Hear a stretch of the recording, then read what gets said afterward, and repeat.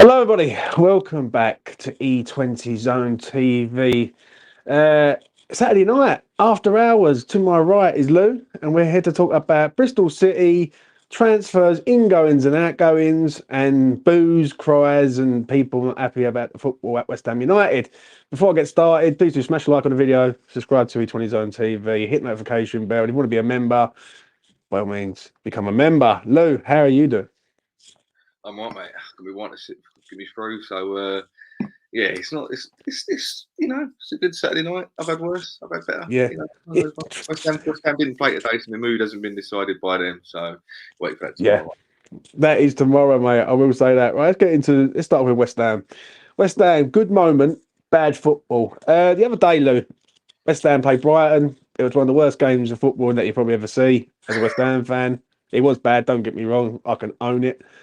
But there was boos at the end after 10 points from 12. Uh, what do you make of it the other day? And to be fair, I wasn't that surprised by it. It wasn't one of those games where I was thinking, my mindset was there's no Paqueta and there's no Caduce. So Yeah, for a start, I'm already preparing myself for Moyes to play ultra Moyes ball and go defensive and do whatever. So I'm already yeah, preparing myself for it. It's less of a shock and a surprise that it might have been to some people.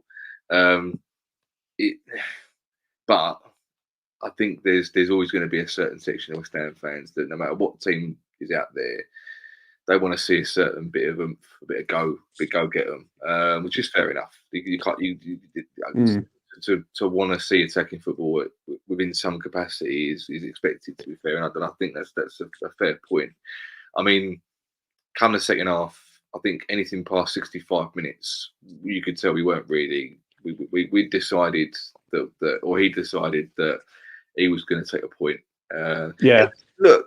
I'll be honest with you. Look, I've said Moyes out a number of times on there. I've said all this and all that, but I, I would have loved to have won because that would have kept Yeah, a bit higher than we're about what 5 or 6 points away from the team above us. I can't remember what the table looks like at the minute. yeah, But a point at home to Brighton, with the fact that we had our two main playmakers out, and keeping a clean sheet and having Bonner at the back for a second time in a row, who's only had one game in about 4 or 5 bad games this season, so it's still a bit touchy with him. But I wasn't pissed off like I have been in the past. I was.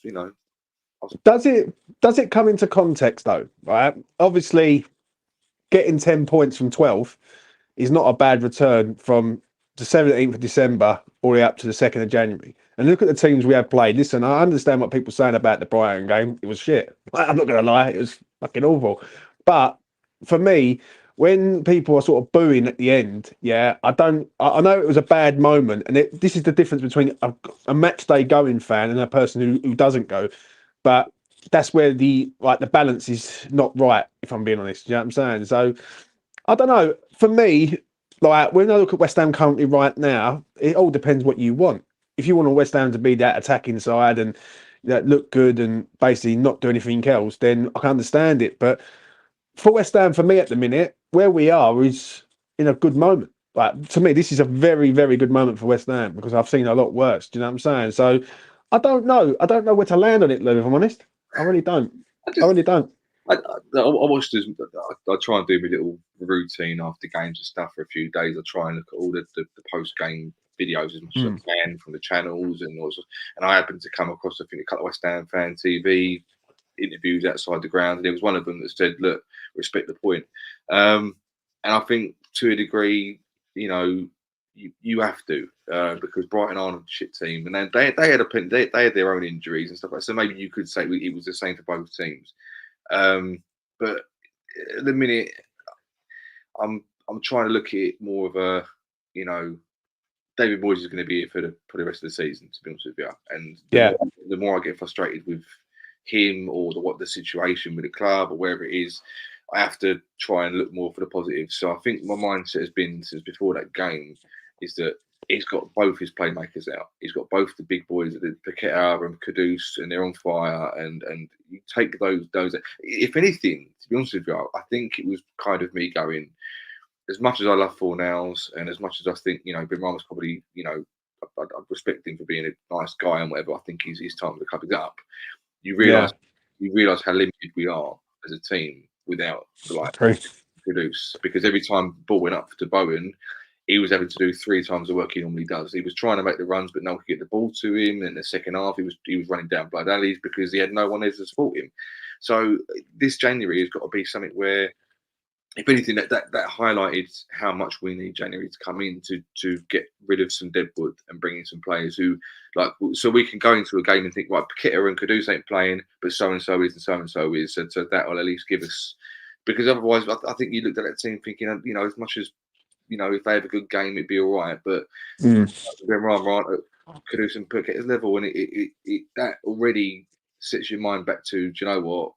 If we get out of this with a draw, then we've done well. If they'd been playing, I would have rather have just gone at it and won. We would have done. But things are with them out.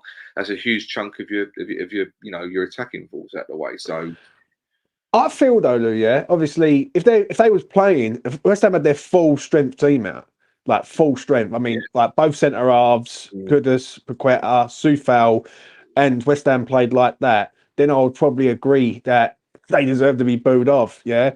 The problem is, it's proven to a lot of people currently right now that this squad is not good enough. It's just not like when I hear things like we've got a good squad and we spent a lot of money. I understand that, but when I look at you go in depth into this squad, it's not that good. It's not that good. Like with the likes of Danny Ings and other players in there, there's no one really that you can trust off the bench. And whether Moyes signed them or not, sometimes in life you can make mistakes. We all make mistakes in life. Do you know what I'm saying? So I don't know. I think West Ham, as I say, I think West Ham are in a good moment. I think when people look at it, and I do see things on social media, and it does drive me mental. Like people say, I'd rather be finished 10th. Sometimes, don't I? No, but it's not even that though, Lou. Yeah, people say I'd rather finish 10th but play good football, and I'm thinking, well, I would rather West Ham be the best that they can be. That's my attitude. I think when you do leave Upton Park and go to Stratford, that is when the mindset has to change from being, let's just be that team that looks good but don't do fuck all. Do you know what I'm saying? That for me has changed everything. I agree. The stadium move has changed, because I think at Upton Park there was an expectancy of, look, we're West Ham.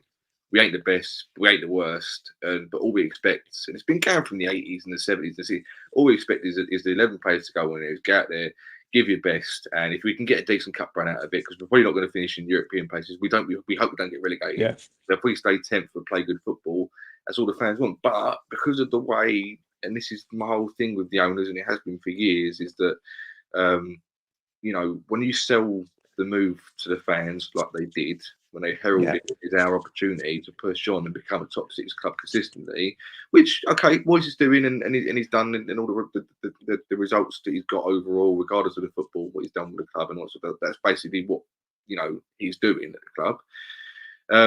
There's still a point where it's like, people want to be entertained, but there comes that point where we moved there for a reason. We're in a 60,000 stadium for a reason, and we're at that point now where realistically we should be seeing this as a start. Like, it's nice to be in the Europa League, but that's not. This should be our starting point. We should be trying to go for the next 5 to 10 years and going, right, we want to be a Champions League team now. Like Newcastle have almost overnight. We've done it ourselves, but not with the backing that Newcastle have obviously got. But that is where I think the mindset has changed. And you still, this is the thing about the fans, because you've got the casual fans that West Ham and Premier League and stuff like that, or you've got day trippers that want to go and be entertained and see the good football, whatever. Everyone's at their own mindset when they go to a game. You've got old school fans who don't care what the result is; they want to see good football like they did in the old days. Personally, where I'm coming from, I respect every single person for their opinion on what they want to see from West Ham, because no one really wants to see West Ham lose, but it's the way that it's done. Because if you go out there and fight and you draw 0-0 with Brighton, but you've tried your best to go and shoot. But wouldn't you say though, Lou, that the mentality has changed at West Ham? Because I've personally, over the last 4 years, I've seen a mentality shift with West Ham big time. I've never seen West Ham, as I say, this consistent ever. Yeah, like in the Premier League, right? And I know it proves last season was a blip. Like a big blip, like because like West Ham 6th, 7th, and currently 6th right now. that's not luck. Like, there's got to be an element of, like, we're doing okay. I get it when it comes to the football side of things, because the football isn't pretty, yeah. But the way I look at it is, you can't have it all in life. And I would rather have West Ham being the best West Ham possible, fighting at the top end and winning by any means necessary. Do you know what I'm saying? Like, I don't know. No, I do agree I do see where you're coming from. I totally do. And this is my point on. It's been for a little while. I've been putting on social media and saying it myself on these channels. It's down to personal preference, and I think to a certain degree, Yeah. We're not, as fans, we're not really good at that. We're not really good at personal preference. I'll be honest with you. When someone has an opinion, rather than accepting it, if you don't like it, it gets chucked back straight away. And that's just in life. That's not just on the YouTube thing. That's if you say to people out in the public, "Oh, I like this," like, really? How can you like that? You don't get. Oh, well, that's fair enough, mate. That's fine. It gets chucked back in your face to a degree. So there has to be a certain respect thing where you go, right, I have a different like than you like. But look, I think, because you look at teams like Brighton and Villa, like, they play good football when they tend to win, especially this season with Villa. Brighton have been doing it slowly under the radar for a little while because they've been building up from the owner's perspective. But West Ham fans have never known it consistently to play well and win. So we don't know what it's like. True. Really, we don't know what it's like. We're used to maybe having one good season and we fuck up the next season.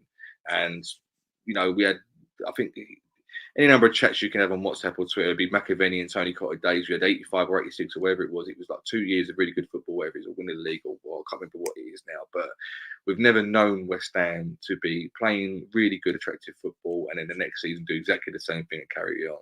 And this is the first time where for a good 3 or 4 years now, we're almost like people don't realise it.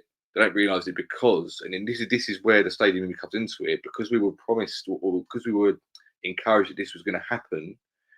We're like, well, we do like it, but not this way. We do like the fact that we're in the top 5, 6, but we didn't want this football. We want the football back that we like under Bilic with Pogba and Pite was playing in the.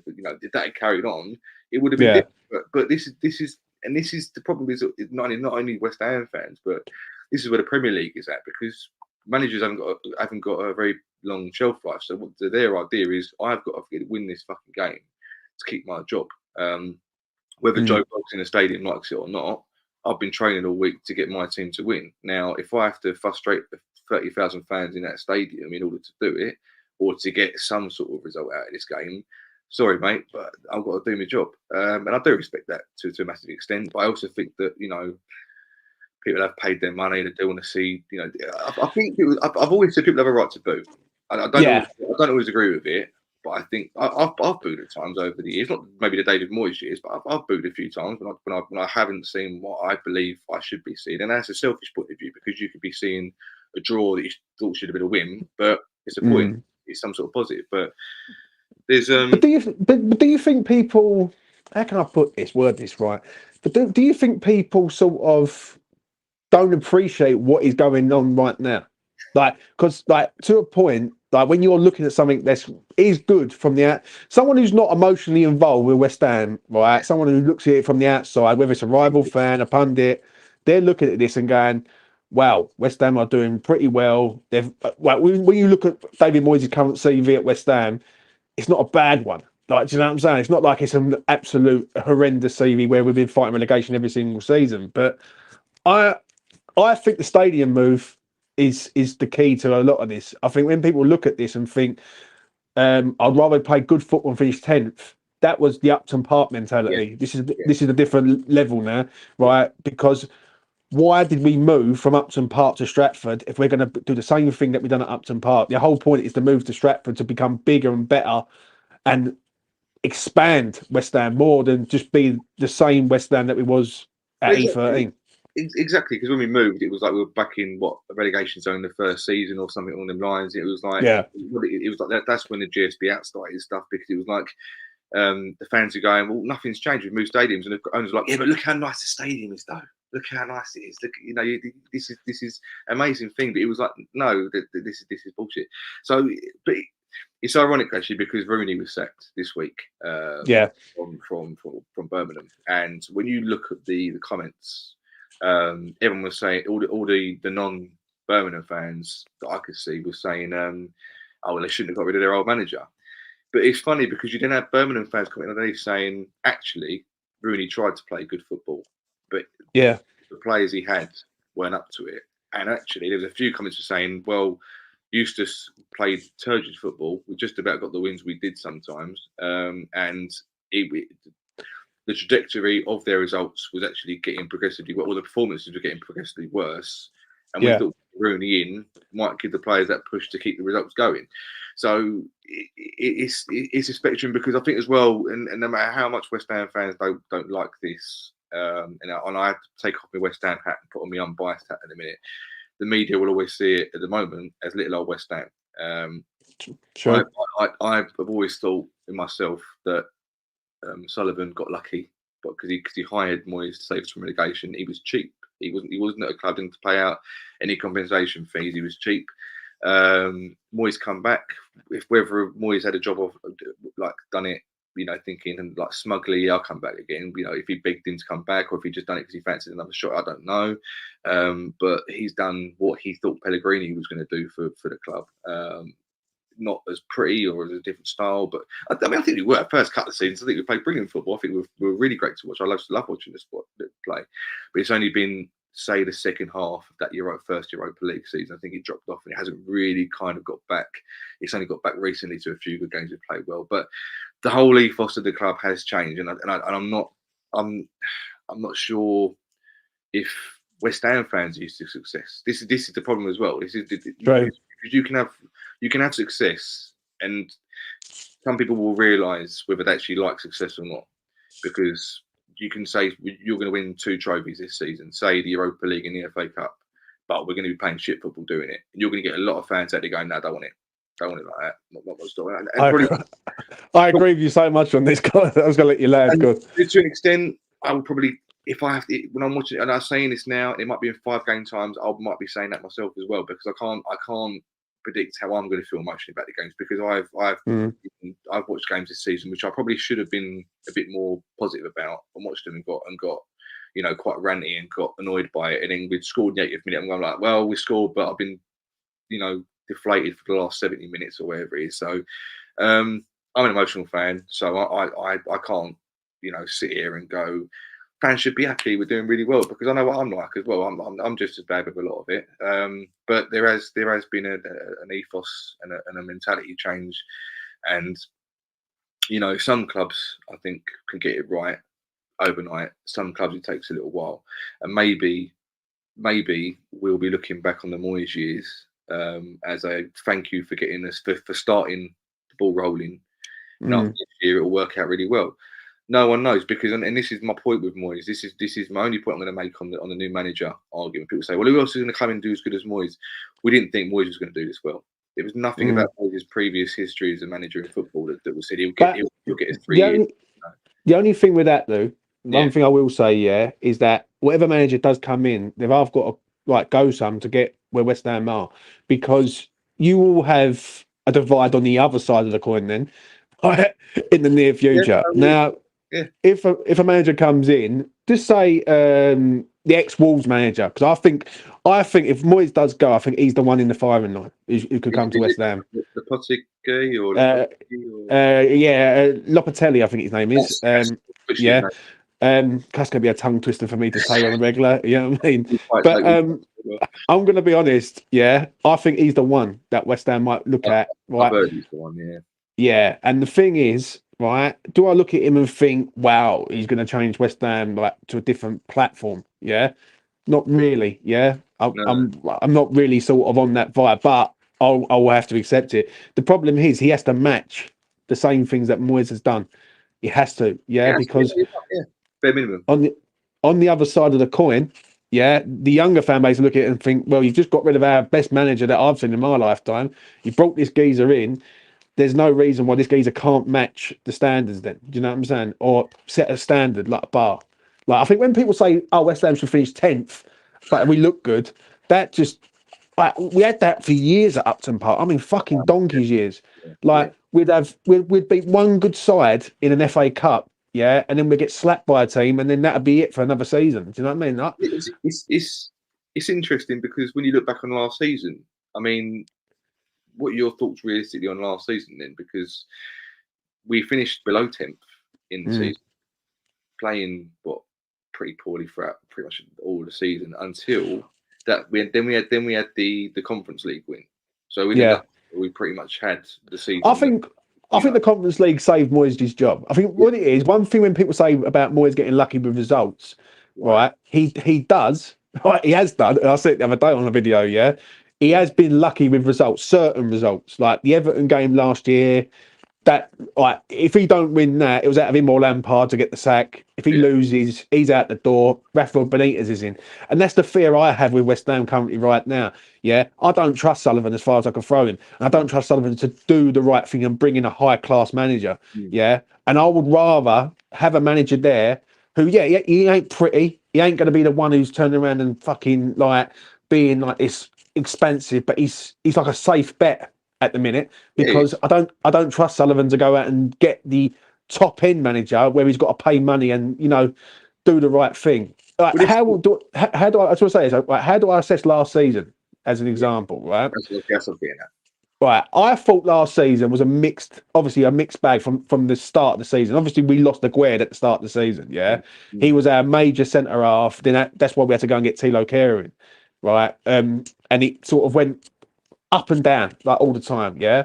I think Moyes tried to play a possession-based game. It didn't work. He tried to change systems multiple times. It didn't work. And he sort of stumbled across the 4-3-3. If I'm being honest, I cried for 4-3-3. I said it on Spaces. I said it on his channel. I said, West Ham needs to play a 4-3-3. Yeah. And he kept playing the 4-2-3-1, the 3-4-3, the 5-3-2, all these systems, and trying to be a possession-based team. But we had the only person who could hold the ball in midfield was Declan Rice. Yeah, because Suchek could hold the ball. And I think really last season was a grind. Yeah, Bowen wasn't the same player. I think his eyes were on the World Cup, and it didn't work out there. When we come back after the World Cup, Bowen sort of picked up. Paqueta was a different player, and yes, like, it wasn't good. It wasn't good. But as I've always said, yeah, winning that trophy meant more to. Like, I can't speak for every fan on the planet, but I can speak for myself.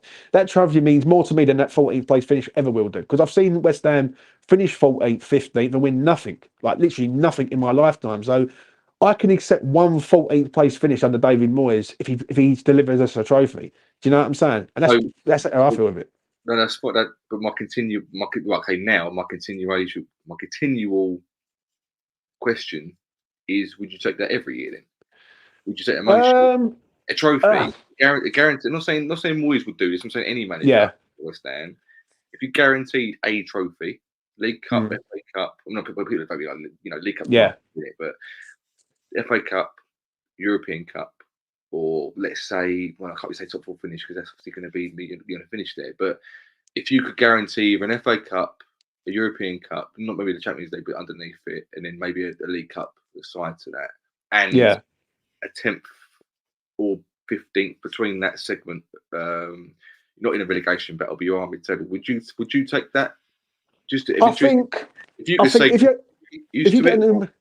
If you get a new manager in and he's been in here, say 3 years, say the manager's been in here 3 years and he's got us 8th, 7th, and then on the 3rd season he finishes 13th but wins an FA Cup.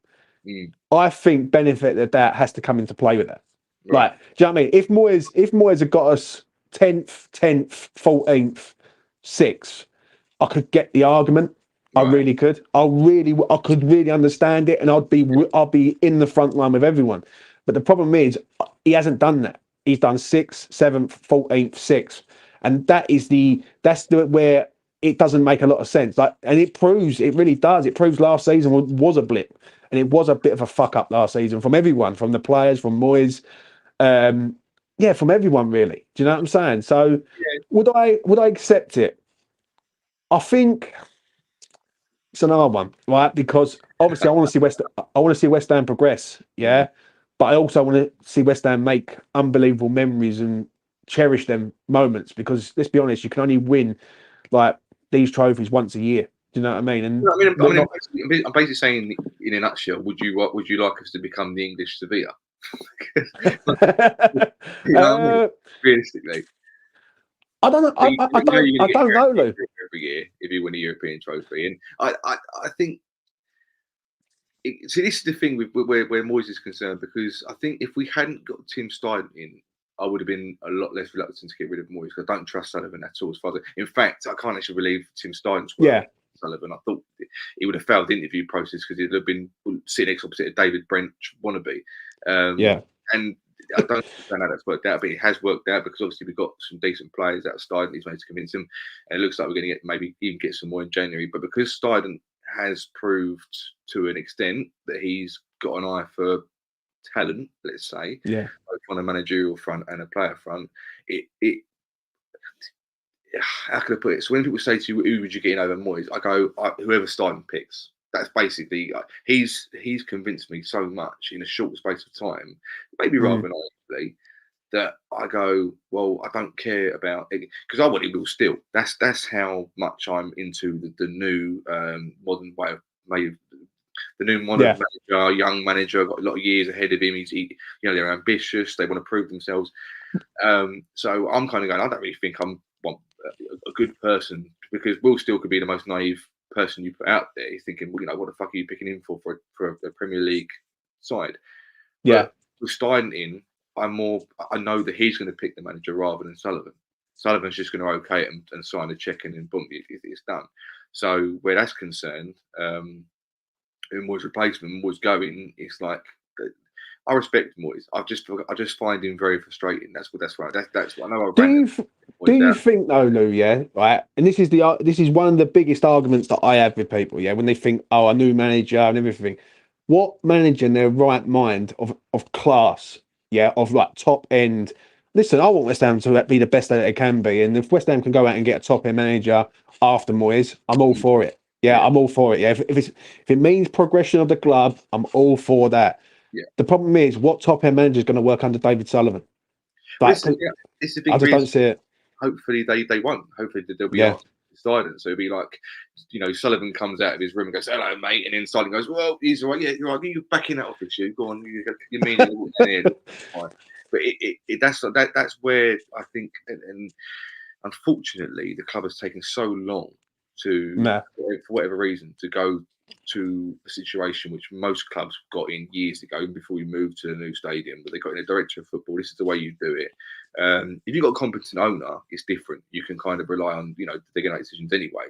But it's funny because Noble come out and said it. I think it was last season or towards the end of last season. They asked him about the Moyes situation. He said, "Look, we were predicting this might happen, because this is the way that Moyes was at Everton. He had 2 good seasons, first 2 seasons. Then they dropped off and had a relegation battle, and then they come back. Then it all went back to normal the second season, fourth season. So it was like we were kind of almost like he's overachieved anyway. So all he had to do was save us, and then get us safe or whatever. Get us mid-table, and he smashed that. So I think they've got a level of it's interesting because you think about players like Noble. Noble's played for teams that have been crap, been good, been captain, he's seen all that. He was the one that threw the protester on a pitch when there was protesters going on. He gets pretty just as pissed off as the rest of us. Stuff like he probably doesn't like the football. He probably sits there going, "This football's shit." But oh my god, we're in a good position. Stuff like that. The players, probably don't like it to an extent, but they probably like winning or scoring goals or whatever it is. But it overall, this is the thing. From a business point of view, there's no reason for Sullivan to sack him. There really isn't. There just isn't a business. I agree. He's the golden egg, mate. At the end of the day, he's the one that comes in. To bring in. He's probably not asking for a load of wages. He probably, given the fact that he clearly only wants to work with a small squad, he's perfect to not bring any transfers in. So all he's got to do is sell players, and he'll work with the first 11 as long as they don't get injured. But obviously, hopefully we're moving in a new direction now, and because I probably sound, I know people in where I live, they call me deluded, they call me idiot for wanting Moyes out, and I'm saying I did at one point. I don't really want him out now, because it's like a tagline I just go with, because it's like it's almost a bit of a joke half the time. You're Moyes out, because I can't really be Moyes in. I feel like at this point, until I see something that is, I've already seen us finish 5th and 7th. I know what he can do, and when I think he's going beneath himself, when I think he's being less ambitious than he has been in the past, that's when I want him out, because I'm thinking, no, you're pissing me off here, mate. You were really ambitious. You talked to the club. You started saying, that's what I do, I win. Do you think he will go? Because I look at West Ham right now. Yeah, this is how I feel with West Ham right now. I think West Ham are building. Yeah, I think West Ham are building now. Yeah, with Moyes, and I think what it is, I think a couple of more transfer windows. Like, just for argument's sake, if Moyes stays here for 2 years, West Ham build. Yeah, they like get Paqueta on a long-term deal, keep Cudicea. They bring in 2, 3 other players like in this window, like hopefully, and they go out in the summer and they hit it again with a nice spend. Yeah, not mega, but nice. Something where we're buying players for the areas that we need. Yeah, Yeah. I think it wouldn't surprise me if West Ham are building building this side up to then for Moyes to hand it over to someone else. Now, whoever that someone else is it ready to be handed over to someone else now where there's so much that needs to be sorted out? I.e., there's a lot of deadwood in this side. Like, if a new manager comes in, he's going to want a lot of money to try and rebuild this side on his terms, sort of thing. But it's interesting because I think the perfect time for him to go himself on his own accord would have been after the Conference League final, because to an extent, you're managing West Ham. We're not about right now. We're not about winning trophies.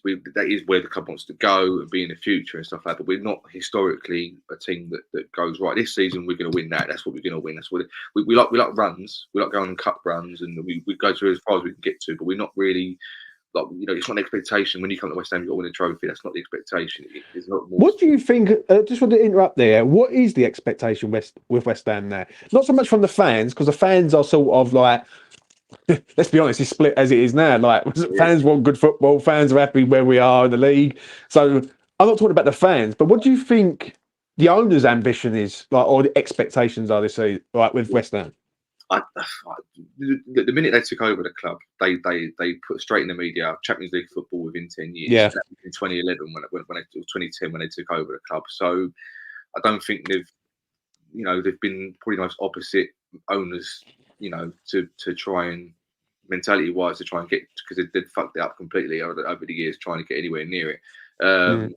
At certain points, but I think that realistically. This is the point, because I can't think like an owner, because an owner's whole thing is money. The more money the club makes is better. True. So realistically, they're not worried about cups. No real owner really is, unless you're already winning trophies or you're Man City or something like that. Most owners will look at top 4 as the top 4 money as or top 5 money, whatever it is. As long as you keep, that's why Arsenal kept Wenger on for so long, because he just kept getting the Champions League football. Mike Ashley come out in an interview at the end of the season when he's Newcastle owner and said, "Oh, when are you going to sell the club?" And he goes, "I won't sell the club until we get a trophy, and I include finishing top 4 as a trophy," because he was looking at the money side of it. That's true. That's what they look at. So realistically, they might want to say to West Ham fans stuff like that, but at some point there's money coming out your account with West Ham as the tagline, and there has to be a certain thing of, well, first of all, they're money makers. That's why they own the club in the first place, because they made money somehow. So that's their default setting, if you like. Hopefully, they've looked at the Conference League win. They've looked at what it means to the club, and it's 43 years. And hopefully, they're not thinking, well, we can wait another 43 years for the next one.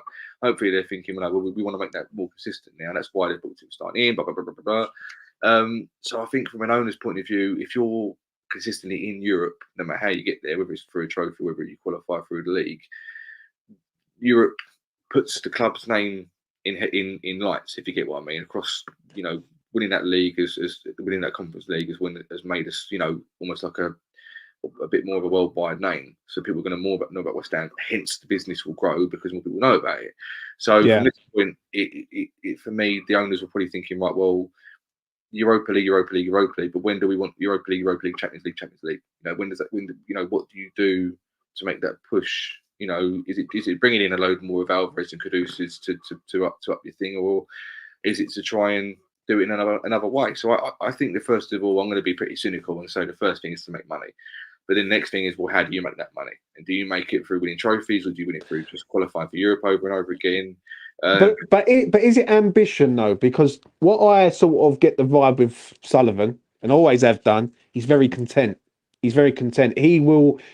I don't think he's a sort of owner that will push for standard. I think he's, as long as West Ham stay in the Premier League, yeah, and it all does come into money, what you just said, because if West Ham go out of the Premier League, they lose a shit ton of money. Yeah. So if he stays in the Premier League and we finish 10th, I don't think Sullivan cares. Right, and that's where the Sullivan issue here is a problem, because if West Ham go out and get an ambitious owner, then West Ham go up to another level. And I use Newcastle as an example. Mike Ashley was at Newcastle for years, and Newcastle was never a threat of doing anything, like win anything, look like doing fuck all, really. Steve Bruce coming in and be a manager. Steve Bruce, like they were signing players like Jacob Murphy and people like that who it's just not on their level. Yeah, they've gone and got a new owner. Yeah, and I know it's like a Saudi-based owner. I understand that, but they've gone and got a new owner. And now the new owner will take them to the next level. And that's where West Ham need to be, at the next level. Like, I understand the people's hatred for Moyes, but the only thing I will say with David Moyes is I don't think he deserves to be hounded. Like, as in, like you'd think this geezer nearly relegated us every single season he's been in. Yeah. And that's the only issue. Because I think it goes on respect factor, yeah? Like, it really does. Like, when you look at the greats of this club, like Greenwood, Lyle, Bobby Moore, Trevor Brooking, Billy Bonds and all that, you can't disrespect them legends, yeah? And I'm not saying David Moyes is a legend, so to speak, but he is only one of a few who's won us a trophy. Do you know what I mean? So he's in the same echelon as Declan Rice, being a captain and winning a trophy, whether people like it or not. It's a fact. Yeah, that's, you know. So it's a tricky one for me, right? I think the moment the ownership changes, then West Ham can go out and get that top end manager and then play top end football and be the best we can be. I don't ever want to see West Ham sitting 10th in the league. I want West Ham to be in the top half, fighting for Europe and beating these big boys. Like, we've done our time with all that, and I think it's time to forget the past. Like, Upton Park's been and gone, and like, listen, you know it and I know it, right? It's a moment where we won't forget that ground, like 100 years at that ground and everything. But I think now you're in Stratford, we have got to be a big club and not that like middle of the club and look good but don't do fuck all, if that makes sense. Yeah, you know what I'm saying? We got a lot of our fans, I think, have grown up with a club that hasn't had a big club mentality, so we're not used to it. And it's interesting, actually. It's very interesting because the Euro final where England lost to Italy on penalties, right? And you had Chiellini grabbing Saka's shirt as he's running, and a lot of England fans said, "I wouldn't want to win the Euros if the players are going to act like that." And it asked Chiellini why he done it. He said, "Because I wanted to fucking win." He said, he might score a goal. I ain't letting him get past me like that. And it's like, "Oh, he lacks class. And they're thinking, "Okay, he lacks class. Brilliant. Yeah, we should be over here with our European trophy." And it's now. I was watching one of Gonzo's video a little while back, and he highlighted the fact that there was a European game. I think against Freiburg. So I can't remember. I think it was against Freiburg away, and Kudus and Paqueta were going down every time they were touched to try and win tactical fouls. And I never realised it. I watched the game. I never realised they'd done it because they're used to doing it. They're playing in Europe. They're used to doing when it gets to a point and they want to win a game, they slow the momentum down. They do. And this is the point about the way you do things. And it's like, I understand where you're coming from. I totally understand that you've got kind of at all costs West Ham have to achieve. Like, no matter what way it comes, they have to achieve. But there is a certain level of not even just fans, just people when they watch the club, they've grown up with it being a certain way, or just football in general. They like a certain style. If they were going to watch Spain versus Italy, they know the way Italy are going to play versus the way Spain are going to play. And who they want to root for? They want to root for the team that appeases them more when they watch them. So there is that thing of, oh yeah, we've got to finish top four, but I don't want to do it this way. I don't do it that way. I think that's fair enough. But where you were coming from, where Sully's coming from, was where the owners are and their expectations. I think Sullivan likes to be West Ham fans' best mate. I think he's got a bit of a David Brent mentality about it, where he likes to be because I agree on this. Yeah, because every time he goes out in the media, he's to try and say something that will either get the fans on side or he'll try and make himself look good in some sort of capacity. It doesn't always work, but for example, when we won the Conference League, one of the worst things he probably said to not, to kill the mood of what he'd done was say Declan Rice has refused the contract, he's going to leave. Now that immediately, to me, is to go, yeah, we're going to make him number one enemy because he's going, he's not signing that contract, and we want. We're the West Ham. Yeah, go on, fuck off, Declan Rice. We love West and let's Ham. be honest, like that wasn't even 24 hours after the cup final. That was, I remember it. So it was on Talk Sport early in the morning on the Jim White show, and he comes out and says, "Yep, Declan Rice. It was hard to keep him there, like, and basically he's up on offer." And I was thinking to myself, if you're a fan of West Ham United, we've just had our most magical moment in 43 years.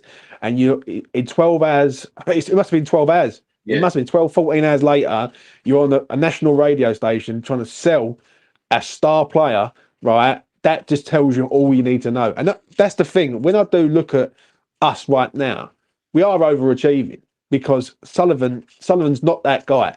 Yeah, I think a lot of the money, when people say about Sullivan and all this, I don't buy it. I think it's more on Kadinsky.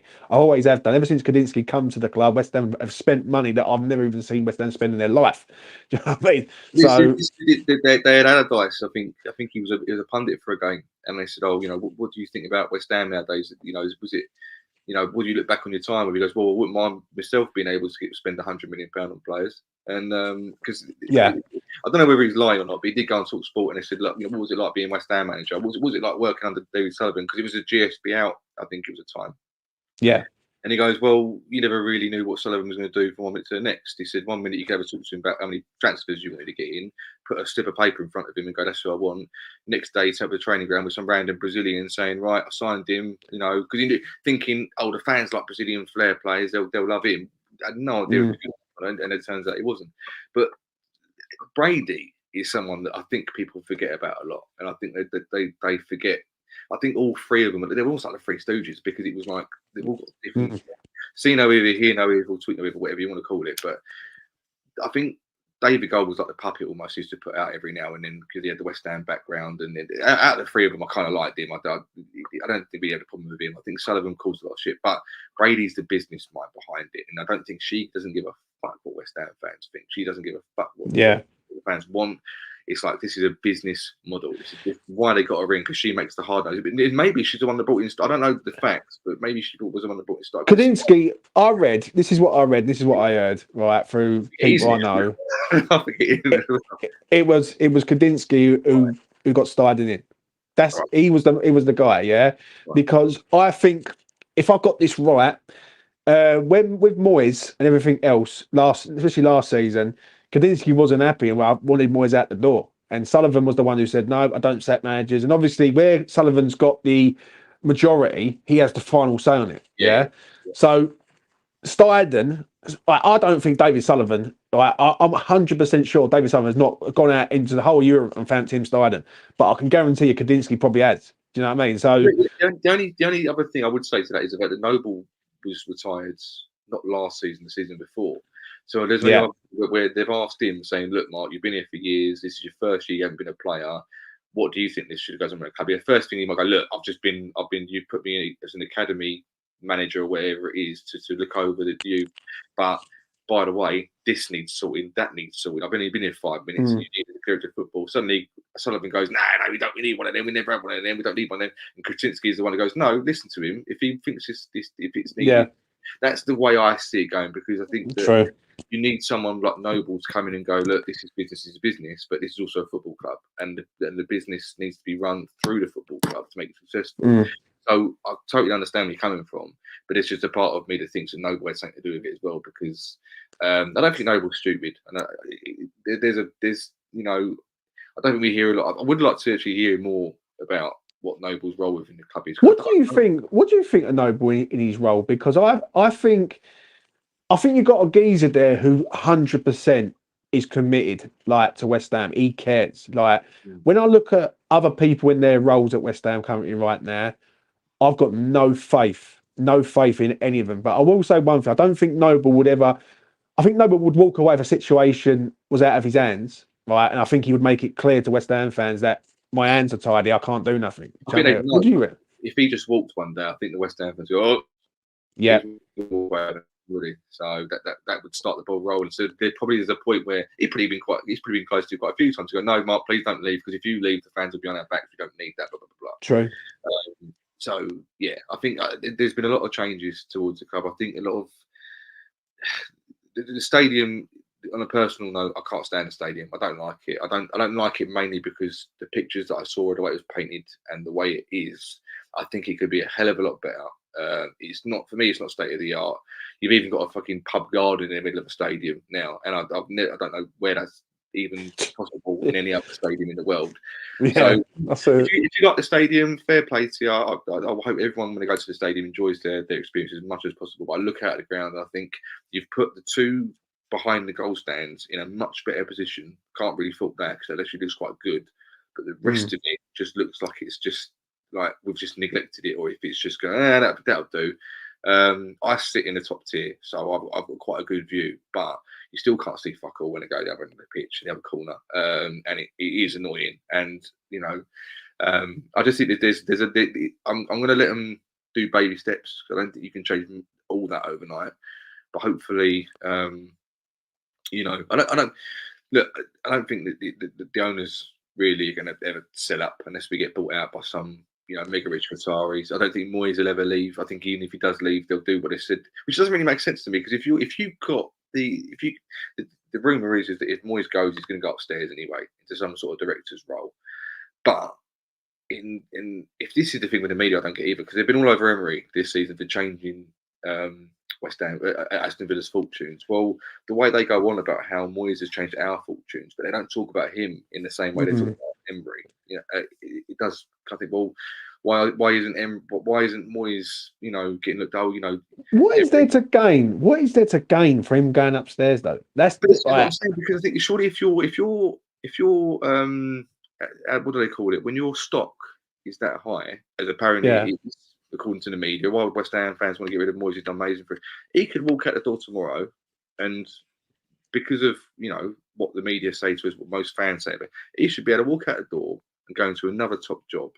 Maybe not top 4 Champions League, because he hasn't got West Ham there yet, but because I was thinking the other day, if he does leave, say he left tomorrow, what club would open their doors to it? Now I presume there's going to be quite a lot, because his stock's quite high. But I can't see him going to maybe a top 5 team as it stands now.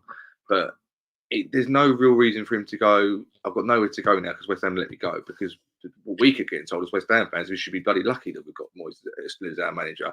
So realistically, we should be doing everything to keep him on. But this is why his tenure doesn't make sense to me at the moment, because okay, he's under pressure, but then surely there'd be another club somewhere going, oh, tell you what, if you don't want Moyes, we'll have him, and then go and buy out. Look how much he's got. He got a year left on his contract. That the owner's not sure if he wants to keep him at the end of the season. Right, some team who's 12th, 13th, whatever they want to go, they want a manager to give him Europe every year. We'll have him, but no one's linking themselves to him. No one's. I would have thought by now, for at least the last 2 seasons, that if the way the media paint it, the way because his contract is still out. If he'd have signed if he'd have gone and signed a 3-year, 5-year deal, I would understand. Because he's almost like a player. When they get to the last 6 months of their contract, they have their agents putting them out, or that they have other clubs swimming around like sharks. And I would have thought by now that we'd have heard of someone wanting to take him on, but it hasn't happened. But the whole because he's not old. It's not like he's Roy Hodgson, or I think it's where he wants to be, though. Like, i.e., like, does he want to go back to Scotland? Is there a job up there that might suit him? Is a national job up for grabs? You never know. No. Like, if Scotland come calling for David Moyes, like that could be on the cards, right? I look at the Premier League. It's a tricky one for me, because there's teams like Everton, and I look at Sean Dyche. I think he's doing all right, but I think David Moyes could do a lot better with what Sean Dyche is doing there. Yeah, I look at Palace. I look at there's not a lot. In mind, they've had a 10-point deduction, Everton, though, as well. Yeah, they've had a lot of grief. Don't get me wrong, but I don't know. Do you think the only thing I would think about that, though, is that, and it's been said by a few old school managers, they sounded bitter to me, but maybe they got a point. Is that most clubs that are hiring managers now they have a requirement that you basically don't play Moyes ball. You basically have, Yeah. there's been lower league clubs that have told managers apparently that if you are going to be our manager or head coach, whatever you want to call it, you have to play like Man City in a nutshell, basically. And obviously Moyes doesn't fit that bill, so maybe that's something to do with it as well. The clubs are trying to move into this, a different style of football, and managers have to, adhere to that, or they're not going to get the job. So maybe they're looking at it going, yeah, well, he's all right for West Ham, but we don't want that football every week. So I don't know, but maybe that's got something to do with it. Do you think it's his last? Do you think though, Lou? Yeah, do you think it could be his last job in football, and that's the reason why the sort of direct role going upstairs? Because he might say, you know what, I've done my time, I've had a good run. Maybe he can't do it all the time anymore. Maybe like it's like family. Because don't forget, being a football manager is a lot of pressure, right? He's got a family. I think his family lives in Scotland. I think if memory serves me right. I only lived in Lancashire or something. He had a sick house in Lancashire in the UK. But I don't. I would say that if he hadn't, if the media, for example, didn't keep telling us we're so lucky to have David Moyes, and I'm not being patronising or trying to take the mick. I'm literally, that's what they keep telling us, and it's his stock every time he's mentioned in the media or by certain demographic of fans, whether they like him or not. It's always that this is what he's done. Now you wouldn't. He was what, 70 years old now. Yeah, he's no, he's about, I think he's 60, isn't he? Always. Well, so I've aged him by 10 years. Sorry.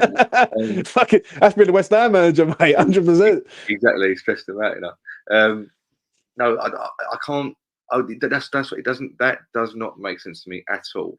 And I'm wondering if it's just a rumour to say that they don't want to sack, because that would almost be like pussyfooting it with West Ham around, because West Ham would go, right, we're not going to sack you, but do you want to go upstairs? He's like, yeah, no, I'm not going to do that bit. You put me upstairs.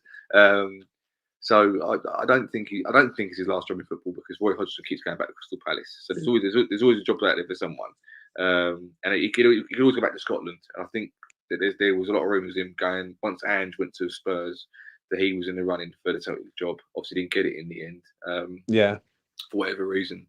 I don't think it's his last job, and this is the number one thing which I keep saying to people is that I personally, and I've had moments this season where I've bit the bullet and said things I probably regret about a week later or whatever. But I'm not going to say I'm flip flopping, but I kind of want him.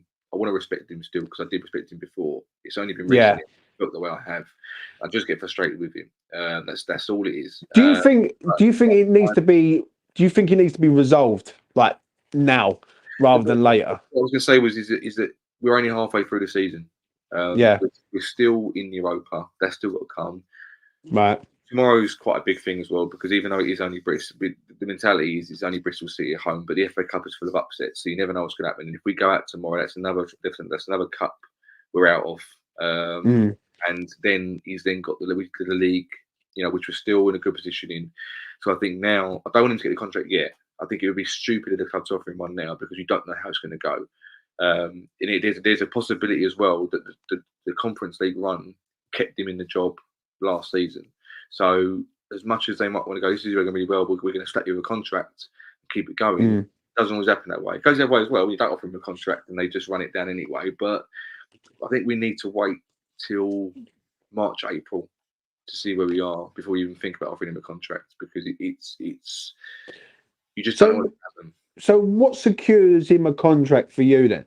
Like, i.e., like, what has he got? What standard has he got to hit for you to say, right, that is contract standard, and then what's below that? I might not have said it on the channel, but I said because we were getting quite far in the League Cup, I said if he wins the League Cup, I'm going to shut up and he can stay, because there's no way I can possibly argue against someone winning 2 trophies in consecutive trophies. Yeah. I can't. Other people can. I let them get on with it, but there's no way I could go, this bloke has won 2 trophies and I'm moaning about his football, because that's just a personal mindset of me. I'm thinking I don't know how to do it, because for us to have gone so long and then bang bang suddenly win 2 buses. For me, I think he looks at the Europa League as winnable.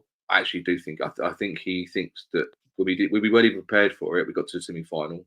The next season we go and win the Conference League. And no matter what everyone thinks about it, we still won it. And I belittled it from the start. So I hold my hands up and said, I tuned in after the quarter final. So I think my thing would be, minimum has to be Europe again. I think minimum has to be Europe because that's what he's kept saying in interviews when they ask him about who gets a bit defensive. He goes, well, we've had Europe for 3 years. So I think Europe, because if you don't get Europe, Kudus and Piquet are off. Whether anyone likes it or not, those sort of players, maybe even Bowen goes, do you know what? I know I've signed a long contract here, but he hasn't signed that contract when we're fighting relegation. He signed that contract when we were in a good position in the league and we're playing better than we were last season. So I think for me, it's going to be minimum Europe again, and then possibly he does that through winning the Europa League. But I think another trophy would be 100%. And I know that might sound harsh. I know it might sound thing, but if he's done it once, then I think maybe that's got to be thinking. Well, look, if we're going to be a club that wins trophies or something like that, then that has to be the model. So I think he has to get minimum Europe again. I don't think Conference League is right, because I think if you're in the Europa League, you should want to stay in the Europa League. You should want to be in that competition, not just go down. But then Klopp stayed and Liverpool gone out to the Europa, so they all talked about it. So I don't know, but for me, I don't know. I think it needs to be addressed as soon as possible. This, because I think the longer it goes on, whichever way it goes, one side of the divide's going to be pissed. Simple as that. So I think it needs to be resolved. Like, the issue needs to be resolved now rather than later. Yeah, because if he goes and does well, then that's all great as a West Ham fan. But then people are going to be looking at it and thinking, right, he's going to get another 2-year deal. It's going to be the same football. If he doesn't do well, then it needs to be addressed. Like, do you know what I'm saying? I think where he is right now, I think if he finishes in the top 8 this season, I think West Ham getting rid of him for another manager is a tight one for me. Like, it's tight. Like, it is the margins. Do you know what I'm saying? I think it needs to be resolved now. I think the board and the ownership of this club need to take accountability and turn around and say, right, are we backing this geezer, or are we letting this geezer go? And, like, not sit on the fence and wait, because you just don't know what's around the corner. Like, if West Ham let's for argument's sake, West Ham get to the Europa League final and lose in the final, are you going to sack the geezer who's got us to 2 finals in a row? Like, it's just, do you know what I'm saying? I personally, to a level, don't really think they back him anyway. I think if they backed him, they would have got Harry Maguire. They would have gone out and got Scott McTominay. They wouldn't have gone with Stuyvesant. They got Ward-Prowse in, which is fair. Well, Ward-Prowse was like, all right, you can have 1, but Stuyvesant's getting the next 3. That kind of thing. Yeah. 1, and that's fine. But I don't. No matter if I don't like Moyes, is redundant, because I think if the owners back him, you've got to back him. So when he wants his targets, you go and get his target. If he wants Nesri Sevilla, you go and get him from. You go and get Leo Nesri. If he wants Lingard, you go and get Lingard. You go, whoever it is, you go and back him. And just from the results, based on that, I don't think they do back him enough anyway. I don't think he feels backed enough anyway. And at the minute, I think it's very lopsided. I think we've got players in that team that don't play his style. Ings, I think, is a good player on his day, but just does not fit it whatsoever. I don't think it's good relying on certain players. They might come across, they might have a good game here and there, but because I don't fit the style, it's like, oh, does he make it? So I get what you're saying. I just wouldn't do it myself personally. I think it's too early, and purely because we don't know what we're going to achieve yet, and I don't really trust him. Where squads basis wise, because if he signs a contract and like what happened at Brighton, you see how much of a drop down in levels we go when just 2 players, I know they're 2 main players, but 2 players go out. Is he going to go out and get to, we just got rid of Kera. So is he going to go, right, that's 1 out, that's less players that I have to play or put on the bench, because he likes putting 2 goalkeepers on the bench. We know he likes doing that. So, do you back him properly, or do you go, right, let's see what I said? For me, you just do it because I don't really trust him this season to he'll keep the ball going, he'll keep going enough to achieve what we've got to achieve. But I don't really trust him enough to give him a contract now, because he's going really well now. I just can see it dropping off a little bit. That's just where I'm coming from. But I totally understand where you're coming from. But I just couldn't do it myself personally. That's fair enough, mate. Right, let's come to some transfers. Let's see if Tim Steiden's in the house. Hopefully, he can sort out some transfers. What do you make of Stephen Bergwijn? I'm not against it. I'm not. I wouldn't mind if he'd done what he done for Spurs that night against Leicester when he scored 2 goals in the final minute, Yeah. one of the game. But what I like about it is the fact that we're not going after a striker, because Moyes has proved since he come to the club, he doesn't do well with strikers. He does well with wingers converted to strikers. So he's done the same thing with Arnautovic, who was still to me the best winger / striker he ever had while he's at West Ham. He was the epitome of what he likes. He turned him into an absolute machine, both running wise and bullied defenders, scored goals. Antonio was that for a little while, for a couple of seasons, few seasons, and then dropped off.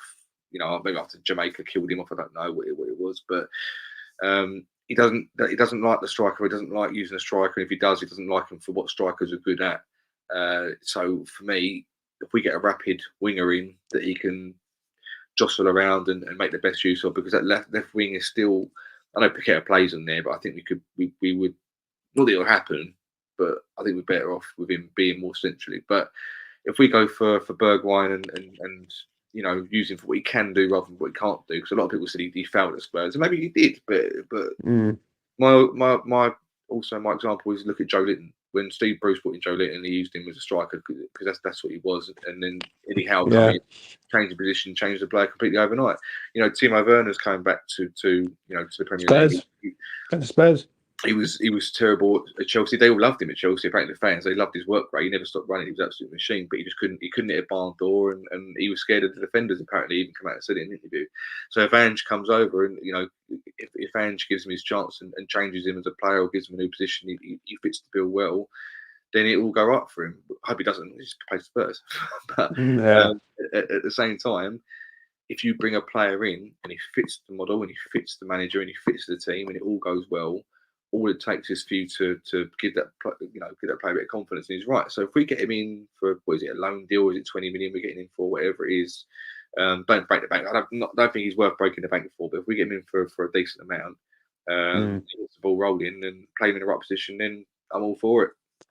I don't know with Bergwijn. The only thing is I understand what people say about he was in Son's position, and obviously Heung-min Son is well, he was world class at the stage. You know what I mean? He's a world class player. The only thing is that you've got to trust Steiden on this one, because he's been to Ajax a few times and look how that's turned out, So I'll give him his due. He has to sort of be given the chance to give this geezer a go. The only issue I have with it really is where is it going with the other signings? Like, 'cause I'm seeing Bergwijn as a player, and I'm thinking, that's all well and good. He's coming. If he comes to West Ham, I think it will be the end of Saïd Benrahma. I think that's the one. I think, if I'm being honest, and I done a video the other day and I said about it. If Bergwijn comes in and Benrahma goes out, I think it's a good bit of business. If I'm being real, do you know what I mean? It's perfect, really. You get rid of Benrahma for say 2023. You bring Bergwijn in for between 15 and 20. It's and he's a better player. So it's a shame, but Benny's been here, and obviously Bergwijn's the sort of player that West Ham need, pace, especially on the left hand side. So I don't know with it at the minute. I really don't. The only issue I do have is that we're getting rid of Danny Ings. We look like other players that could be at the door, and I'm only seeing little small links to sort of players. Like, I see a link the other day for Felipe Anderson, and me and you had a bit of backwards and forwards on Twitter. I don't know about that. I don't know. I missed that. I included Benrahma. I don't know why. I defended Benrahma about a week ago, and then I could stay in this thing. So I liked Anderson when he was at club. I never quite understood where is me. Whether I wasn't watching the games properly, or I wasn't seeing what people were seeing, but people were calling him lazy, and people were saying, "Oh, when Moyes turned up, he never run." And people were calling him lazy after the first week. His first game, people were saying, "Oh, doesn't run him out much." He's thinking, well, that's not what he's about. Like, he was basically a Benrahma, but he was actually slower than Benrahma. And the whole thing about him, the videos that I saw, he loved the nutmeg. that was what, even before we signed him, we were linked with him. He was nutmegging players for fun, and he started doing it at West Ham as well. He had a lot of flair. But the main thing that people do miss out on, and that they do forget, and I probably forgot myself as well at times, is that people were crying out for him to play centrally, and he only done it once, and it was against Arsenal. And he ran the show in midfield for like the first half, or whatever it was. He didn't score a goal. I don't think we missed chances, but it's always played out on the left. And I remember people at the time were saying this bloke is clearly a number 10 or whatever you did, the centre or second midfielder. He never really got played there. He was always played on the left wing, and left wingers notoriously you have to run about on the wing. It's a back and forth job. But I saw him putting tackles. I saw him track back. I saw him make the probably jumped out a bit, but that's what most fair players do. They don't like put themselves in harm's way. They go to is self-protect mode where they don't put themselves in harm's way. But I thought he was.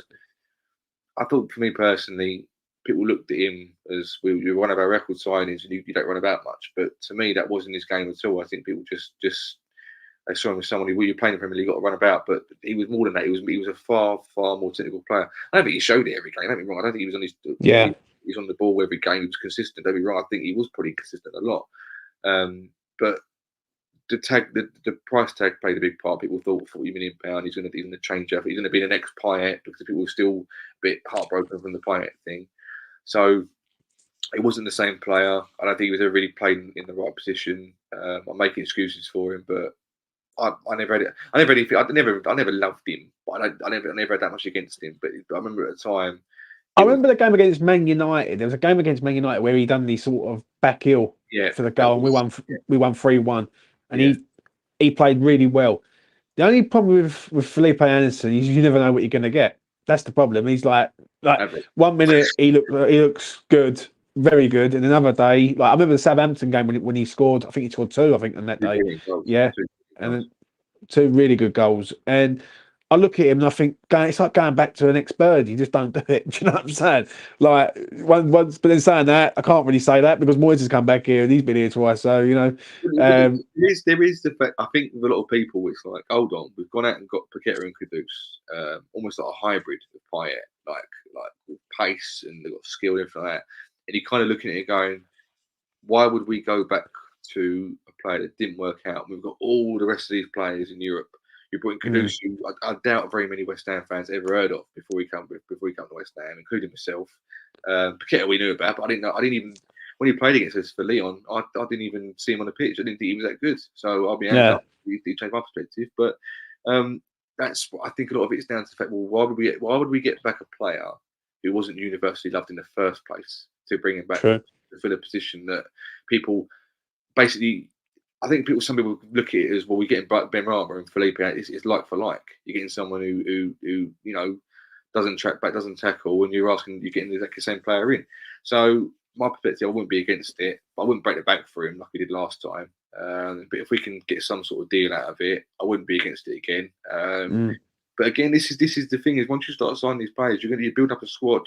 And my only worry is that, especially if Moyes isn't the one to sign these players, or doesn't want him in the first place, is he going to play them? True. He's had chances in the past to play certain players or give him a rest, and he hasn't done it. And my only thing is, and this is of course where arguments start, because if you're bringing in these players and going, right, Moyes, you got to play these boys, you got to find a way of playing them. And he goes, well, I don't want to do that. We've got my team, we've got the way I like it, and that's it. I'm having it. Then you get cross wires, and then you think, well. That's when things start to stop, because if Moyes thinks he's getting his back pushed against the wall, and he's thinking, well, I've achieved all this for this club, and suddenly they're going against my wishes, or they're telling me to do things that I don't want to do, bringing in certain players and telling me to play and stuff like that. I'm not saying it is like that, but you kind of think, well, we're going to sign Bergwijn. Does Moyes want Bergwijn? Is he a Moyes style player? Is it because. That's my only worry with these players when they're coming in, because it's all right having these players in, but I don't think Moyes wanted to play Kudus. I think it took a while for Moyes to warm to Kudus, because he couldn't think of a position to play him in the first place. Anyway, that's why Bowen's. I think it was a tricky one with Kudus though, because I remember Alfie in the summer, and me and Alfie spoke about it, and I remember watching Kudus against Liverpool in the Champions League, and he scored that thunderbolt goal, and I thought, God, this geezer's quite tidy. And obviously, I see him in the World Cup where he was doing bits and all, right. The only issue is that when Kudus come, he was naturally right-sided. and Yeah. Bowen was there. Yeah. Yeah. But I actually think he was coming in to replace Paqueta. Because I think West Ham knew Paqueta might be out the door, and Yeah. you push Kudus into a 10 role, so to Yeah. speak. Yeah. Yeah.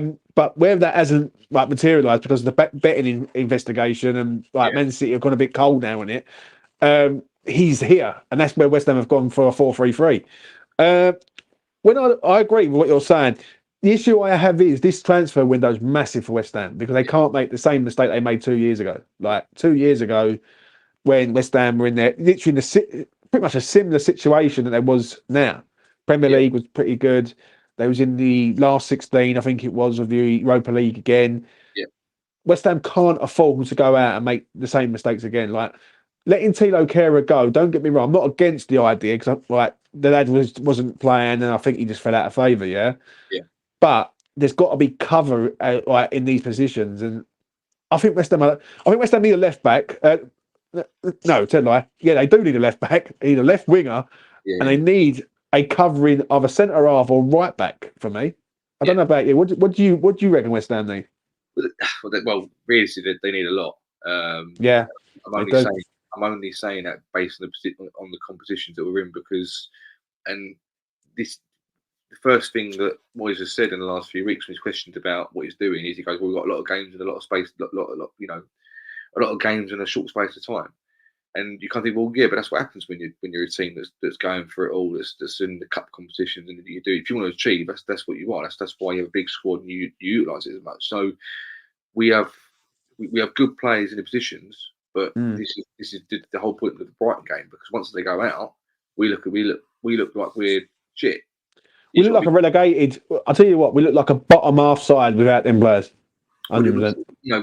Thankfully, Bonner had another good game against Brighton. Yeah. Against Arsenal because otherwise he could have had another, But the one I hope, I remember the CEO interview that Moyes done, and it still infuriates me now. And I hope his mentality has changed because he said I didn't want to bring Alvarez in because Antonio was playing so well.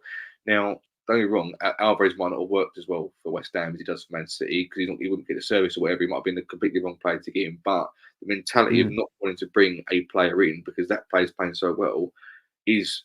Yeah, okay, fine, he's playing well, but what if he gets injured? Or, Sure. would you not want to give that player some competition? So, like, no, you're playing well, but you better keep playing well or better because this bloke's going to be up your arse waiting for a chance because that's what Antonio needs. Player like any player needs. They need someone to push them. So, if we're going to go to the latter stages of Europe and stuff like that, we need cover because Emerson's a fantastic player, but we can't rely on him in every game. And Great. Even if injury doesn't get him, they could get ill, like they have been the last few weeks. So apparently, that sickness bug's been a nightmare, isn't it? Let's be real. So you know what I mean? I'm sad to see Kehrer go because I was a fan of his, but for whatever reason, whether he done another corner and he's falling out with Moyes and just didn't fancy him, I don't know. But there's probably more than meets the eye. I'm not even going to try and figure that one out. But the first one's gone, and I think that if it had been someone who was playing regularly, the fans might have been like, right, well, where's the next one? Where's the guy that's going to come in then? Yeah. Because the whole tagline when Rice left was, well, we need to get at least 2 or 3 players in to equalise the fact that he's left the club, and that's what we've done. So to me, it's like, right, okay, well, if we've only got one main left back at the club, and we need to get cover for him, then Zuma can't play 2 games of the week, so we're hearing Mavropanos is like the only one who's fully fit every game. So it's like we need to get someone in for him. Bonner can't play every game for the rest of the season, so we need to get someone in to cover him. And then the more and more the list grows, and it's mad that Souček hasn't got an injury in the last 4 or 5 years because he's always available whether anyone likes it or not. So yeah, he's a warrior. You got to give him that though, isn't it? You know what I mean? absolutely. But one thing I will say. I hear, this is what I see and hear through like YouTube, Twitter, Facebook, everything, that people sort of blame Moyes for like ruining players. Now, I'm going to bring sort of Syed Benrahma into this because obviously I've done a video the other day. It's good to have you on because then you can get your thoughts on it, and obviously people can have their say in the chat. But when I look at Syed Benrahma, he's always been a mixed bag character at West Ham. Like he's been the most Marmite player I've seen at West Ham. Like you either back him all the way, like I did for a long, long time, or you despise him and think he's like a load of shite, basically. Yeah. The issue that is that I keep seeing and hearing from people is that Moyes has ruined him as a player. Yeah, ruined his confidence, ruined this, ruined that. Be interested to know what you think on that, because for me, I'm going to sort of land on what I'm going to say, and I'm going to hand it over to you. I think Benny was a good player for West Ham to a point, but when you look at the likes of Lucas Paqueta, Mohamed Kudus, Jared Bowen currently right now, there is a level, and I just don't think. I think Syed Benrahma was on that sort of Brentford level still, and he's not on the West Ham level. And there's no disrespect to him, it ain't, because West Ham have gone up. West Ham, like as a club, we've all grown. Like listen, like where we are, what we've signed, and everything, where we've gone up to another sort of level of quality. Do you know what I'm saying? What do you make of it with him? Well, I think you already know what I make of it because I put the tweet out a little while back, didn't I? I got a lot of comments and exposure, whatever you want to call it. I do think that he does ruin fair players to a level. I think that, but in a way, I don't think he tries to ruin them. I think he tries to make them something they're not. And when he worked with Fornals, but I think him working, I don't know whether he looked at Fornals and thought, you're a fair player and you're very good at being a fair player, but you'll be a better workhorse in this team. You'll do better in this team running around and defending. Unfortunately for me, that has taken away a lot of Fornals' flair and ability, because you haven't, when you see him now, he's a shadow of the player that we signed, or would have first come to the club, or whatever you want to call it. Benrahma for me is a confidence player.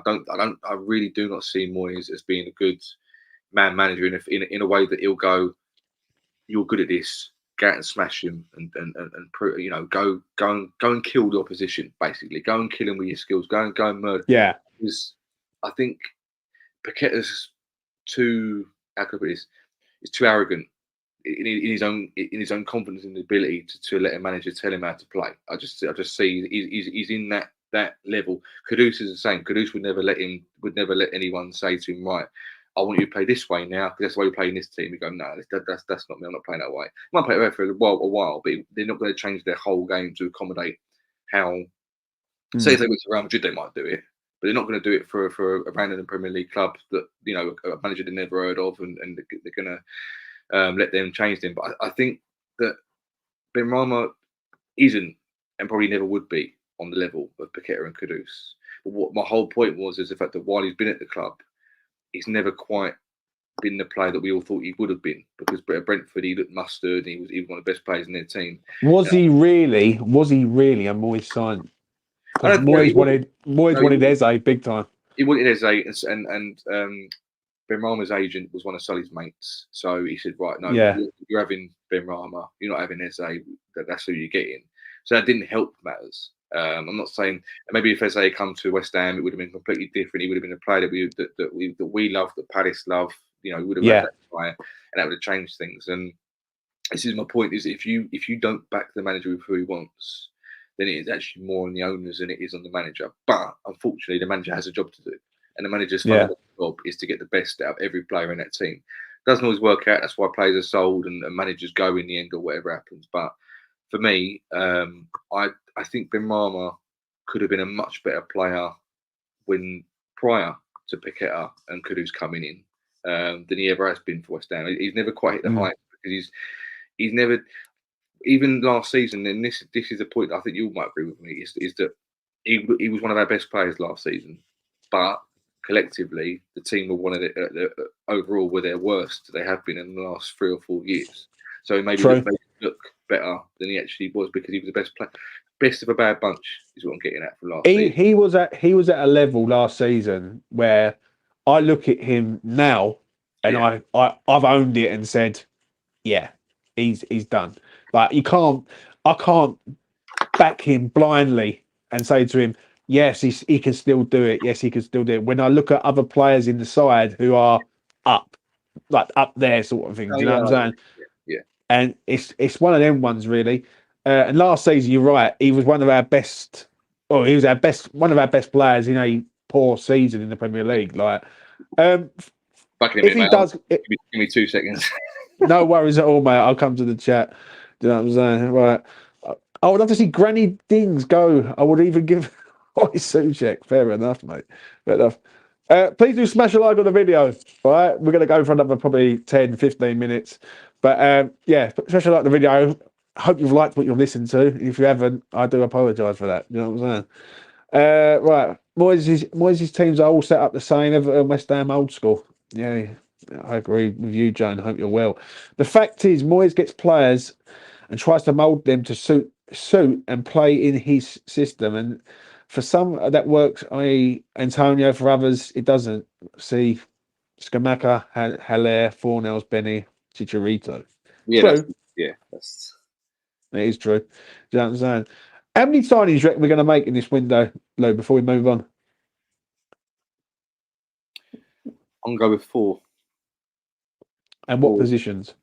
We've got maybe another centre back, a couple of wingers, because I think we'd be the Bergwijn makes sense. Yeah. The Anderson kind of makes sense purely because of what position they play. Another midfielder. I think we're going to need Alvarez. Is when you see the difference in our team when Alvarez ain't playing. And only one game against Fulham, and we just look so open. So he does so much; it's just ridiculous. So I'm going to say 4. I think it'll be a right back. But I'd like to see Johnson more used. I think Johnson's better than people make him out to be. I think that's mainly due to the fact he hasn't had much game time. So the match sharpness isn't there. Maybe the match fitness isn't there. He's cramping up the last 10 minutes against Brighton. So if he's only got a year left on his contract or not signing a new one, just let him play out the rest of 6 months. He's a utility man at the back, so let him do what to do. But midfield, defence, and in the wings, we will probably, I think, bring in at some point or try to bring in a striker. But I don't think that's the right way we should go. I think if history tells anything, it's got to be a winger converted to a striker. I agree on this comment. I really do. The problem is, if Emerson is injured, we have no quality left back replacement. We have no quality to replace Kufal, Alvarez, Kudus, Paqueta. We're a poor team with these guys missing. I absolutely agree with that. I wouldn't say we're a poor team, but I would say we're a bottom half team, and that's the difference. Like when you take out them men, yeah, especially Alvarez, Paqueta, Kudus, and Emerson. And it is mad when you say that Emerson, as a left-sided left back, is one of our best players in this squad, yeah, and one of our best players in the 11. Then you take him out, the drop in class and ability is unreal. Yeah. You say 4, I'm going to say 3. I think we sign in Bergwijn. I think Bergwijn will get done. I think Ben Rama goes.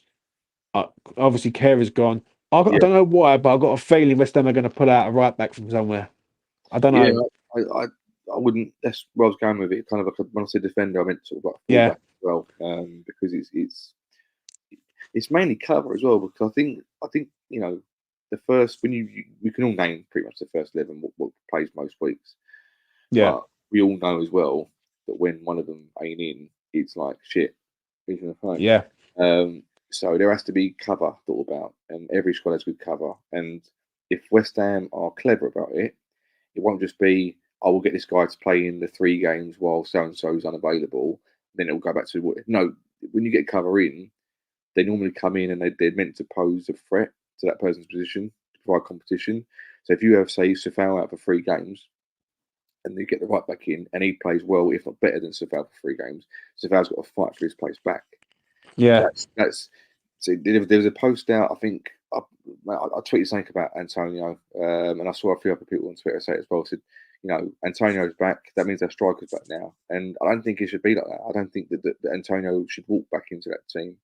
I think that maybe he offers something different. And there's some games where Antonio should play up front and Jared Bones should play up front because there's different physicalities and stuff. But we shouldn't have a team where you are guaranteed your place. No matter how good you are, you should always have someone sniffing. It's hard, but you've got players like Aaron Kudus because you can't. It's very, very hard to replicate how good those players are. But to a certain level, if you're bringing players in, they're not going to sign a contract. Realistically, no good player is going to sign a contract, especially in the outfield process, and go, well, you'll cover for this person. Okay, so when I'm going to go play, but when he gets injured, and then what happens then you go back to being on the bench. Well, hold on, I'm not doing that. I'm not going to sit there and just because most good players won't. Most good players want to play football, so they're not going to sit there on the chuff start. They might have a few games in there because so and so isn't going to play. So if we're clever about it, we'll sign some upcoming players or players that are worthy or not for taking that place. Because otherwise, it's going to be. I don't think it's going to go well. Otherwise, really. I agree, mate. I really do.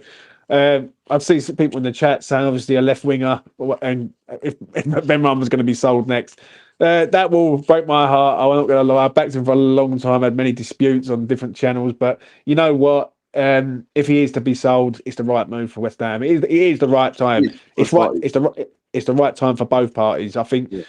Side Ben Rama needs a fresh start somewhere else, whether that is whether that's with Fulham, Leon, Saudi, whatever. And I think West Ham have gone up to a level. And listen, I'm all for that. I want West Ham to be at that top level, right, and keep progressing. And if it means other players have to be sold, then so be it. I will say that. Right, let's come to the final bit of this long show tonight. Right, we have got. Yeah, I know, mate. Bristol City, FA Cup. What are you saying about this, Lou? Because this is a bit of banana skin. Where I'm at with it is that I would have been up for it if we hadn't had the experience we had against Liverpool away. Because there's a part of me now that thinks, well, even if we beat Bristol City at home, if we get Liverpool away in the next round, is Moyes going to go, well, we don't need this. We're not going to beat Liverpool anyway, so let's just pick out a second team and just try and get beat as less as we can, because that's what he's done to me now. That is what is.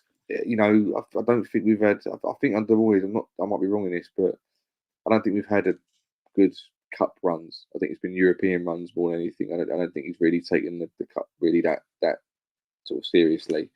I could be wrong. Could have a short memory there. But he doesn't seem to be the sort of manager that wants to have a cup run. I think he pretty sees it. We have had some shit cup draws though. Like we had Manchester United, I think last season. Away, and then obviously, like when you're getting shit runs, like shit cup draws against them. So listen, I'd fancy any of them. Right, I don't mean any of them at the LS, but away from home, West Ham just ain't there for me. No, that's kind of what I'm saying, because it's like cup runs are cup runs. I don't expect to go to the final every year, but what I do want, and this is the problem. This is the problem. A lot of Moyes out fans have got is the fact that we don't expect to win every week, but at least give it a go. And it's when almost like you surrender from the first minute. There's no point in watching that game anymore because we're not going to do anything in it. And maybe Moyes sees it as more of a hindrance than anything else, but. I think we won 1-0 in the League Cup 2 years ago away at Man United. Yeah. And all the other times we've seen sort of like either roll over or something like that. And I'd love to get Man United away in the next round if we beat Bristol City tomorrow. But there's that part of you that's like, well, even if we do draw them, we're not going to be going up there giving it some. We're going to go up there and be tepid and just try and get a corner, which is fine if it works. But it doesn't work every time. But I like it. I hate it when we draw lower teams because I want them to go further, if you know what I mean. Because I'm just invested in cup sets as anyone else. But if we have to beat them, we have to beat them. I'm just hoping that we don't, don't go to a certain stage, get our hopes up, and then suddenly it goes right. What was all that about? What was the point in getting invested in that? So he doesn't take it as seriously as he does the Europa League. As he clearly does in Europe. So whether he must think that there's something in Europe that there isn't in the domestic cups, he must do. So if that's the way he thinks, I'm going to enjoy it for what it is tomorrow. I'm going to hope we go through. This is a West Ham game. I never want to see West Ham lose a game. So I hope we win and go forward. But I can't invest myself emotionally in it that much because I'm always waiting for us to get Man United in the next round away. So there's that. I'm a bit nervous about this one, right? I am a little bit, because I remember there's been a few times over the years that West Ham have played like championship sides and got done. Like Blackburn last year in the League Cup. There was West Brom a few years ago, I think it was, where we got done again. I think it was West Brom, Birmingham. I can't remember which team it was, but I know we got done 1-0, at home. And I think Moyes was in charge and all, funny enough, of that game. West Brom, Mitch was manager. Yeah, I remember that. Yeah. And it for me, these sort of games are a bit like, this is not a sort of game West Ham. If West Ham turn up, West Ham should roll this team out the ground. Yeah, and they've got some good players. Right, I done a little bit of research on Bristol City, and Liam Manning I think he's ex Oxford manager. They've got was it Dicker, who's ex Oxford QPR player. He's gone to Bristol City now. Sam Bell's a good player, and also got Jason Knight, who's ex Derby. He's a centre forward, They're so not attacking. a bad team, I don't think. I think they're a bit inconsistent results wise, but Yeah, they're not a bad team. They're quite good. yeah. There's what it is with them is that one. Like, I looked at their fixtures; they haven't won a game since Boxing Day, so Right. like that's going to be fun. But I don't know. Tomorrow, I expect West Ham to get the job done, like with the talent that we have got at our disposal, like with Bowen, Ben Rama, Fornells. If Paqueta plays, then great. If he doesn't, fair enough. Mm. We should have enough to beat this side. Do you know what I mean? And Yeah. obviously, I agree with what you're saying in regards to the FA Cup. Like, I want Moyes to take the FA Cup serious, yeah. And if we get a big team in the next round away from home, I expect West Ham to go there and i.e. not lose the game. Yeah, if you can't win the game there, don't lose it and get them back to the LS, because I think West Ham at the LS can beat anyone. Yeah, I don't see West Ham losing against any big team at the LS. When the LS is Yeah. pumped, then everyone's on it. Then it's Like an amazing the feeling. game in the League Cup this year. Agree. Yeah. Yeah. Yeah, but for me, what it is this. People might think this is me doing what Allardyce did years ago, right? But if you're not really invested in it, if the manager doesn't really care about it that much, which he probably doesn't, to be fair, but play the kids. Not saying chuck them under the bus and Yeah. just throw them out there and do whatever, but play 3 or 4 academy players, right? Play fringe players. Just. Unfortunately, they probably won't be able to play the Moyes ball way anyway because it's hard for the senior players to play. Never mind the youth players way, but don't give us false hope in that you really care about. Don't play a team that you think he's put a good team here, because I think even you're just wasting because knowing him, you won't make subs early on anyway. You won't just go give him a run out for a few minutes and take the good players off. He'll languish them on for 85 minutes, but. There's a part of me that thinks, if you're not going to take it seriously, just give the kids some sort of, But is it important though, Lou? Yeah, to make sure that you don't, because listen, I'm all for the Academy of Football. Yeah, that's what we've all grown up on over the years. Yeah, I'm all up for that. But the problem I have is West Ham have to get the job done first before you can. Like, you don't want to be coming in and relying on these kids to turn up. Like, because that's what I'm saying. If you're not really relying on it, if you're not, I'm not saying like this. This is what I'm saying. Like, as well as because of the fact that they're having such a good season and everyone's talking about them. And do you know what? If they're good as you say they are, it's Bristol City at home. They're a championship team. This is a perfect opportunity to let them go out there and show that. Not saying do the whole team. I'm saying like put Marshall, Obama, give him a start. If you've got anyone else, Earthy, and maybe what's his name, Scarves at left back or left wing. Play them. Give them a start. Give them just let them say, do you know what? I could do without playing the first team in this game because they could do with a rest. Let's put a few academy lads out there. Let's put someone next to Bonner because Bonner's got the experience and he can teach a young player next to him or whatever. Just mix it up a little bit and just say, right, I'm not really that bothered if we go through, but let's just give them a chance. And if they go through, brilliant. They've done their thing. If not, oh well, CFA Cup, we didn't want it anyway. Let's move on to Europe and the Premier League. Because that's what I think his mentality. That's what I'm thinking he's thinking. So, well, do you know what? If you're going to do that, just go and give him a chance. For me, I think West Ham have to have a strong goalkeeper. That's the first thing. Well, I'll get your starting 11 in a minute. Yeah. I think really only two to maximum 3 youth players come into this side. I think the rest of them have to be like seasoned, like professionals, people who've been there, done it, experience. Yeah, because I think it's okay chucking all these players in, but if they don't perform, Moyes is going to be in the firing line again. Do you know what I mean? Like, look what you've done. You've just knocked us out out of a trophy because, like, you haven't played your strongest team. So you can't win either way, sort of thing. Yeah, I understand that. Yeah. So I think Devine definitely has to play. Yeah. I want to see Callum Marshall on the bench in this game, like at least. Like he's another one that we don't really see him at all, and he deserves to have a go. I think Earthy needs to be on the bench. Yeah. I think for me, is it Kadur? I think Kadur, like he's another one who's a youngster doing well. Like he needs to be sort of at least on the bench, like for this game. Do you know what I'm saying? So, what is your starting 11 for tomorrow? Well, Fabianski first of all is a cup keeper. Yeah. I'll play Skulls left back. This is the problem with me. This is the worst thing about me coming on this channel, right? Because I did know where all the youth team players played, but because I gave up with him giving them any chances, I stopped following the youth team and just followed their results. So I don't know where some of them play now. I've just completely forgot. But I'd play. I think he'll probably go with Bonham over Panos again. That would be the two centre backs. Skulls left back, and Johnson right back, and then I'd go for the midfield. I think Alvarez has got an engine. He'll probably play. I wouldn't play Souček.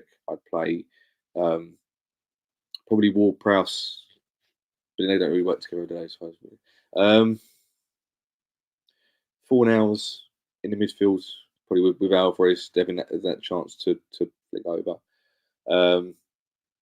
The Barmer up top, and then not really sure who else. I haven't really decided, to be fair. I wouldn't. I'm trying to be. We haven't got that much of a squad. I know, mate. I know, it's mad, isn't it? I would say Ben Rama, but because I sort of feel like he's out the door, he won't play anyway. And if he does, he's not going to play that well. But maybe then Championship is his level. So yeah, I would probably go with that. But Souček's going to play anyway, so it's going to be a 4-hour Souček and thingy. I think you're going to have a pretty similar team to what you had on the other day against Brighton. I think the only change is you probably have left back might be a change. I think central midfield, I don't know which one it will be, but I think someone will come out of there, like whether it's Ward-Prowse, Souček, or Alvarez. Right? Yeah. I think West Ham need to go out in this game and attack this team early and get it done. Yeah, I think all this sort of I understand when people get the ump about the style of play, because if you're sitting there waiting, West Ham could go out and get this job done in the first half and put this team away, and then they could rest their players in the second half and bring on the likes of Earthy. Right, I think Devine will play. I will say that. I'll be shocked. I'll be very shocked if Devine's not starting tomorrow. Right, but then I don't want to sort of I want the West Ham to be strong tomorrow, though. Right, just to get the job done. Can I just change my lineup? Just reminded me. Go ahead. My team. I'd stick commentary in there, definitely. I forgot he existed at West Ham. I thought he was on loan somewhere. This is how bad it is. Obviously, Skulls. But this is the problem.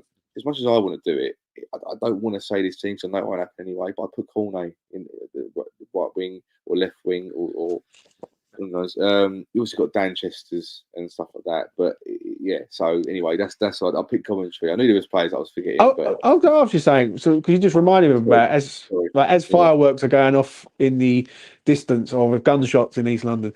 Right. If Maxwell Cornet does play tomorrow, what does that show you with Moyes the other day in regards to not playing it? Well, he won't, first of all, but if he does, for me, it'll be put him in the shop window performance. That won't be There's no reason why you would play him in this game and not in the others, unless he was going again. I don't care about the FA Cup, so you might as well play this one for me, mate, because you're going to be playing in the league or the Europa League for me. So, basically, if he plays, it's because he's not staying at West Ham. That's basically because, and if he doesn't play, he's going anyway. So. It's not going to be I trust you now because I'm putting you in against Bristol City at home, for fuck's sake. No, it's not. If he trusted me to put him in a better game than that. So, yeah, if he does play, that'll probably be his last game for West Ham, basically, in my opinion. Yeah, I actually agree with you, mate. What are you predicting tomorrow, mate? What are you saying? I always go for a win, really. Normally, often they're not. I don't think we'll bulldoze them, but I think we might get a 2-1 or a 3-1. I always think we'll concede just because I always think we'll get this. One of those things. You're always worried that you're going to see the goal. So I'll go 3-1 West Ham. What am I saying tomorrow? I don't know. I remember when West Ham played Bristol City at Ashton Gate a few years ago. Good few years ago. And I think it was in the FA Cup third round, if I remember rightly. And we got the job done there 2-0. So I'm going to go for a 2-0 win. I think West Ham will get this done.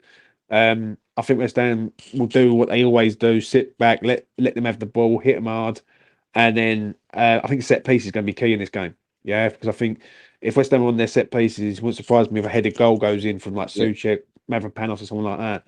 There's a few players to sort of mention about Bristol City.